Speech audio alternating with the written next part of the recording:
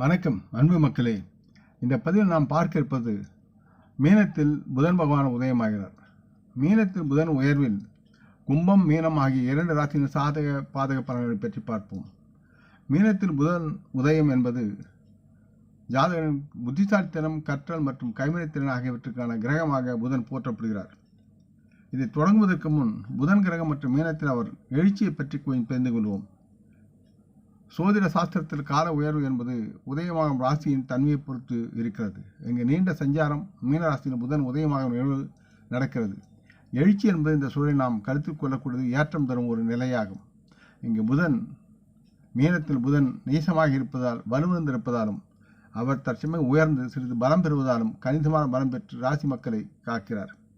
மீனத்தில் இந்த புதன் உதயத்தின் போது கிரகங்களின் ராஜாவான சூரியன் மேஷராசியில் பூமிக்கு அருகில் செல்கிறார். இந்த நிகழ்வின் போது அவரின் மேன்மையின் அடையாளம் ஜாதகர்களுக்கு தெரிகிறது. மீனத்தில் புதன் உயர்வின் போது கும்பம் மீனம் ஆகிய 2 ராசிகள் சாதக பாதக பலன்களை பற்றி பார்ப்போம். கும்பராசி மக்களுக்கு புதன் 5 மற்றும் 8ஆம் வீட்டிற்கு அதிபதியாகவும் இந்த சஞ்சாரத்தின் போது 2ஆம் வீட்டில் அவர் உதயமாகிறார். மேற்கூறிய உண்மைகள் காரணமாக நீங்கள் அதிக பணம் சம்பாதிப்பதில் தடைகள், பண இழப்பு, தனிப்பட்ட வாழ்க்கையில் பின்னடைவுகள் மற்றும் உங்கள் வாழ்க்கை துணையுடன் உறவில் சிக்கல்களை நீங்கள் சந்திக்க நேரிடும். உங்கள் குழந்தைகளின் வளர்ச்சியை நீங்கள் அதிக அக்கறை காட்ட வேண்டிய சூழல் இருக்கிறது. இந்த நேரத்தில் நீங்கள் பணிபுரிந்தால் உங்கள் தொழில்முறை முன்னேற்றம் மற்றும் சாத்தியமான செழிப்புக்கு இடையூறாக பல்வேறு வேலைவாய்ப்புகளை நீங்கள் இழக்க நேரிடும். நீங்கள் பயனற்ற பயணங்களில் ஈடுபட வேண்டியிருக்கும் சூழலும் இருக்கிறது. உங்களின் ஒட்டுமொத்த வெற்றியின் தாக்கத்தை ஏற்படுத்தக்கூடிய நேர்மையான விளைவுகளுக்கு இந்த நேரம் உகந்ததாக இல்லாத காரணங்களுக்காக சிலர் வேலைவாய்ப்பை மாற்றுவதையும் கருத்தில் கொண்டு செயல்படுவார்கள். அது தேவையற்றது. வியாபாரத்தில் நீங்கள் வியாபாரம் செய்கிறீர்கள் என்றால் உங்கள் போட்டியாளர்களிடமிருந்து நீங்கள் கடுமையான போட்டியை சந்திக்கக்கூடும் என்பதால் நஷ்டத்தை சந்திக்கும் சூழ்நிலைக்கு நீங்கள் திரும்ப வேண்டியிருக்கும்.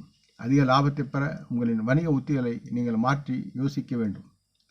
பொருளாதார பண விஷயத்தில் இந்த நேரத்தில் நீங்கள் பண ஆதாயங்கள் மற்றும் செலவுகள் இரண்டையும் சந்திக்கக்கூடிய சூழல் இருக்கிறது மற்றும் நீங்கள் நஷ்டத்தை சந்திக்க வேண்டிய சூழ்நிலைகளும் இருக்கிறது என்பதை உணர்ந்து சற்று கவனமுடன் இருக்க வேண்டும். எனவே பணத்தை சேமிக்க நீங்கள் பெறக்கூடிய நிலையில் இருக்கும் பணத்தை சேமிக்க வேண்டியிருக்கிறது என்பதை உணர்ந்து சேமிப்பில் அதிக அக்கறை காட்ட வேண்டும். தங்களின் உறவை பொறுத்தவரை நீங்கள் அதிர்ஷ்டம் இந்த நேரத்தில் குறைந்து வரக்கூடிய சூழலால் உங்கள் வாழ்க்கை துணையுடன் அதிக மகிழ்ச்சியுடன் சந்திப்பதற்கான வாய்ப்புகள் இந்த நேரத்தில் இல்லாமல் இருக்கலாம். காரணம் என்னவென்றால் உங்கள் துணையின் தொடர்பு குறைபாடுகள் மற்றும் வாக்குவாதங்கள் ஏற்பட வாய்ப்புகள் இருக்கிறது. பணப்பற்றாக்குறையால் தங்களின் ஆரோக்கியம் என்று பார்க்கும்போது இந்த நேரத்தில் நீங்கள் கால்கள் வலி மற்றும் நரம்பு மண்டல கோளாறால் பாதிக்கப்படலாம். இது குறைந்த நோய் எதிர்ப்பு சக்தி மற்றும் பிற அடிப்படை சுகாதார நிலைமைகளின் விளைவாக இது இருக்கிறது என்பதை உணர்ந்து செயல்பட வேண்டும்.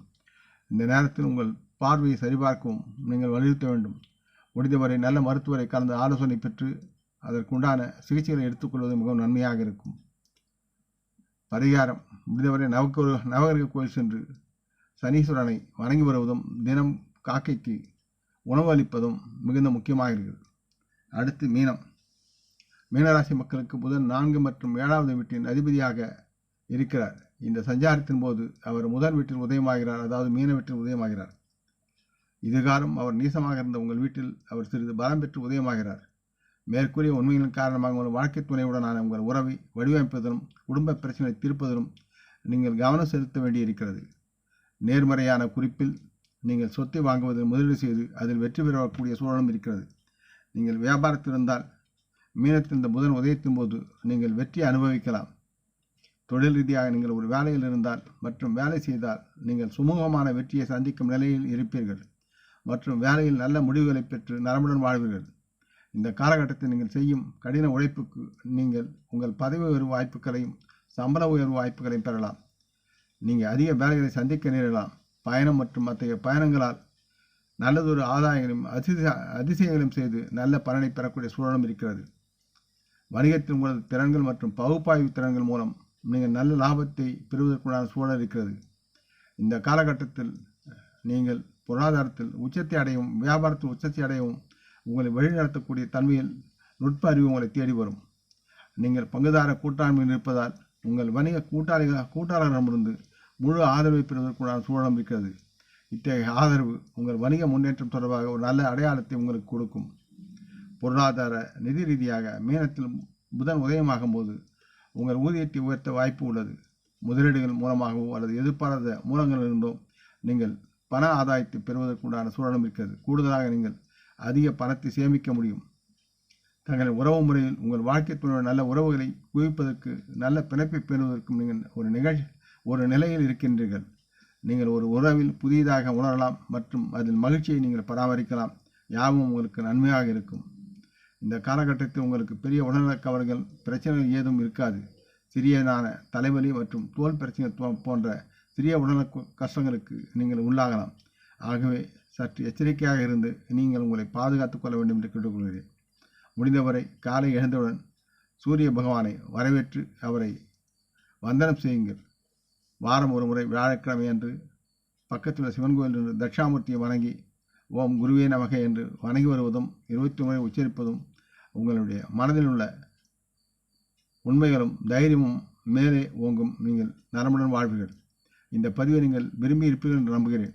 அப்படி இருந்தால் நீங்கள் இதை உங்கள் நலம் விரும்பிகளுடன் பகிர்ந்து கொள்ள வேண்டும் என்று கேட்டுக்கொள்கிறேன். நம் முன்னோர்களை மனமுந்து போற்றுவோம். இந்த பதிவை லைக் செய்து சப்ஸ்கிரைப் செய்து மற்றவருக்கும் பகிரும் அன்பர்கள் யாவரும் வளமுடன் நலமாக, தேக திடகாத்திர, ஆயுள் ஆரோக்கியத்துடன் சகலவிதமான தன தானிய ஆபரணாணி ஐஸ்வரனை பெற்று சர்வ காரிய ஜெயத்துடன் வாழ்வாங்க வாழ இறைவன் பாதம் பணிகிறேன். வணக்கம். நன்றி.